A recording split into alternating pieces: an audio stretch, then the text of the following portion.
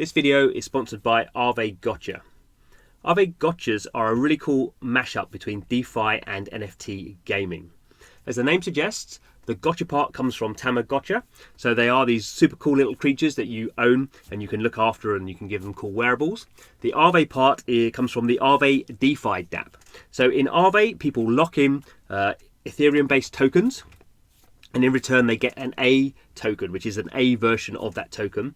And what's interesting about that is you earn interest on it. And that happens because you lock your collateral into Aave and then other people borrow those tokens at a higher interest rate. So you gain an interest rate based on the fact people are borrowing them. So that means because each Aave Gotcha is created using A tokens, they have an inherent value, the value of the A tokens that was used to create them. And that value goes up over time because the A tokens are increasing in value because of this interest over time.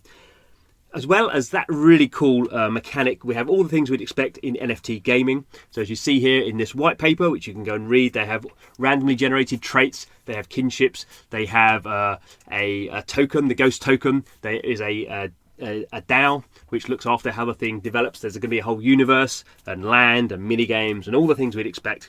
So really innovative project, definitely worth checking out at aavegotcha.com. And thanks for the sponsorship. Hello and welcome to Blockchain Gaming World with me, John Jordan. Just going to go through some numbers today. So if you don't like spreadsheets, look away now. What I've done here is I've gone to DappRadar, the website, and I've taken the data, just taken for yesterday, just took the data, put it in a spreadsheet. So there's nothing very clever going on here. And what it is I've taken the data for each of these games, blockchain games, different sorts of games running on different blockchains. But I've taken the data for how many unique wallets interacted with these games in the last day. Then the number for what's happened over the last week, obviously bigger, and then what's happened over the last month.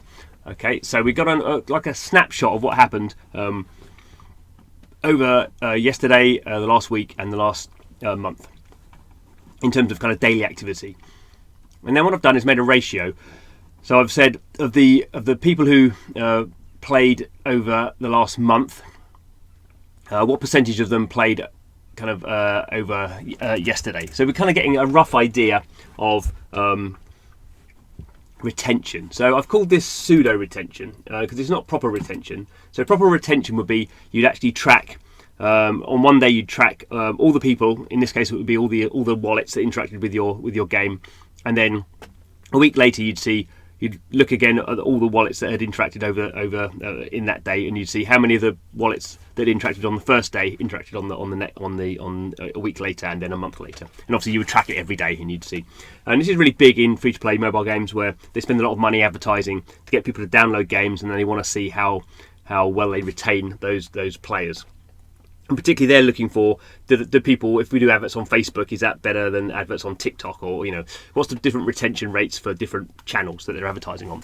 So that's pretty important. I'm not doing that. I'm doing this, I called it pseudo retention rates because I'm just basically taking a snapshot and I'm not looking at whether an individual wallet comes back. But it provides us like a rough sort of concept. And I think there are some conclusions to be drawn, although I'm going to be tentative about some of those conclusions. So this is what I've done is I've then done a graph. So we can see here in blue there's the kind of percentage of the daily activity compared to the monthly activity. So obviously that's the smallest of the bars, and then the red one is the weekly comparison. So we can see here at this end of the left end of the graph there's Axie Infinity. So Axie Infinity, if we look at the actual kind of raw numbers, might be good to do here. So we can see here it had 397 yesterday, daily active unique wallets, but a month ago it had 16,730. This is in a sense is not a surprise because Axie Infinity has had really big activity in recent periods, but then more recently, over the last few days, the gas price on Ethereum has gone through the roof again. So people have stopped playing. So I have to be careful. I say this is a snapshot. If we'd done this a month ago, then Axie Infinity's numbers would be very different. But all we know here is kind of in this pseudo retention model, Axie Infinity does really badly because the gas prices have kind of gone up. So this is the only. Let's have a look. This is the only game on Ethereum that I've got here. So effectively what we're seeing here is a impact of gas prices.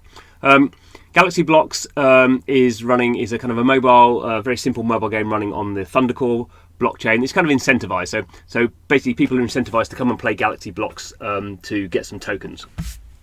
So again, this is not a great surprise that we see on the pseudo retention ratio. It's not very good. It actually has quite a lot of very high numbers of users actually. So 4,760 yesterday. But as a ratio, because this game is not very interesting, people are just kind of coming in and get some tokens and then kind of come out again. So again, that's not a great surprise. I'm not going to go through all of these. But what's interesting, I guess, is if you look at the other end, so we have Splinterlands here. So Splinterlands is the biggest blockchain game at the moment with about 6,000 daily active unique wallets. But we can actually see that what's interesting is, if you look at the raw numbers, actually, let's pull it out here. So it has 6,010 yesterday, but over the last month, there's only been 9,010. So we can see actually that a lot of these other games have very big numbers over the monthly period of time, because there's people kind of sloshing in and sloshing out again. But Splinterlands, as we kind of expect, because we know it's been a game that's around for a long time, it has a pretty loyal user base. It has this kind of strong daily kind of mechanic that you can come in and win some prizes. So actually, in terms of this, at least this pseudo retention ratio, as much as that's worth anything, Splinterlands has by, you can see, I would say pretty clearly, has the most committed audience, has a big audience, and they also seem to be pretty committed. In this case, the most committed, but maybe if we took it on a different day, it wouldn't be maybe the most committed. But we can see it's pretty committed, and we can actually see it's fairly a large number. It's like 10% more than the next one. Next game here is Blockchain Cuties. The Blockchain Cuties is interesting. It runs across 4 different chains now. So I took numbers for the Matic blockchain, which is a side kind of an L2 running on Ethereum. Very low numbers at the moment.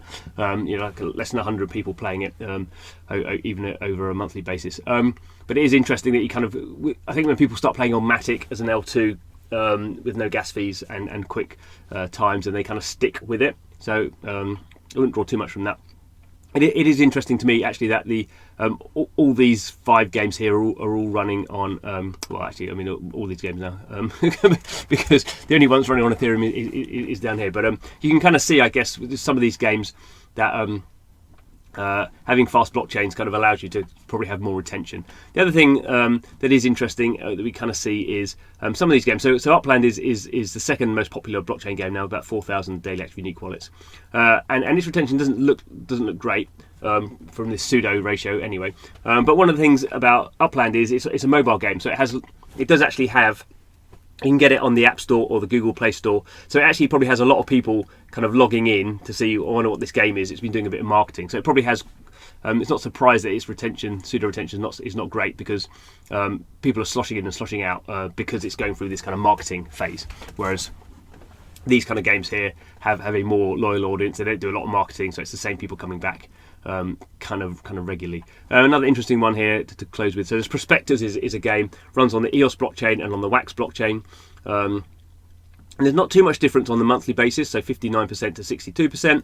But that's the weekly. But on the monthly, we got 31% to 39%, so almost 10% there. So that's kind of interesting. It shows this is the same game running on effectively the same blockchain. Wax is just a version of EOS, but we can kind of see the Wax audience is a bit more well retained, maybe a bit more sticky, and we actually know that the EOS audience has been dropping over the last few months as well. So we can kind of see a few of these things.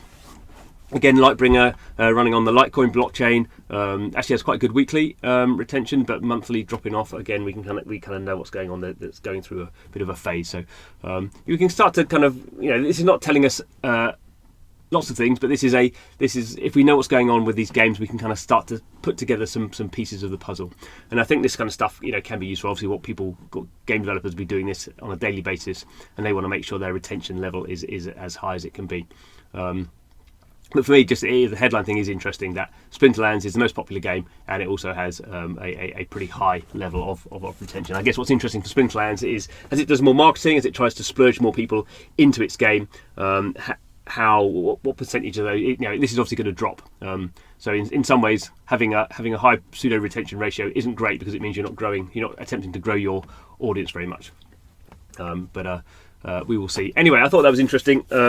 Please do subscribe to the channel. We try and do lots of things about data and trying to kind of get a feel of what's going on with some of these blockchain games. But we play a lot of blockchain games as well, so hopefully that kind of stuff is a bit more interesting if you're not so into numbers. But thanks for watching, and see you again soon.